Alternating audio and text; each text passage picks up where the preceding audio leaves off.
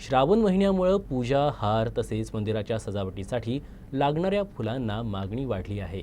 मात्र सातत्यानं सुरू असलेल्या पावसामुळे फुलं खराब होत आहेत. बाजारात ओल्या फुलांची आवक मोठ्या प्रमाणावर आहे.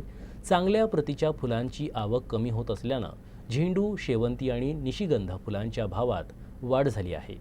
चांगल्या प्रतीच्या फुलांना ग्राहक आणि विक्रेत्यांकडून मागणी आहे. मात्र चांगल्या प्रतीच्या फुलांचे प्रमाण कमी असल्यानं दरात झेंडू आणि शेवंतीच्या फुलांच्या भावात मागील 2 दिवसांच्या तुलनेत 20 ते 30% वाढ झाली आहे. तसेच निशिगंध फुलांची मागणीच्या तुलनेत आवक कमी आहे. त्यामुळे या फुलांच्या भावातही 30% अधिक प्रमाणात वाढ झाली आहे. बाजारात फुलांची आवक वाढल्यास भाव कमी होतील असे विक्रेता सांगत आहेत.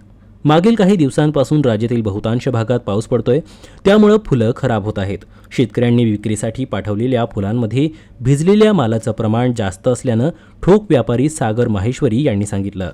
श्रावण महिन्यात पूजेसाठी, हार व मंदिर सजावटीसाठी फुलांना मागणी वाढत असते. यंदाही फुलांना मागणी आहे. येत्या काळात ही मागणी टिकून राहणार असल्याचंही फूल विक्रेते सांगत आहेत.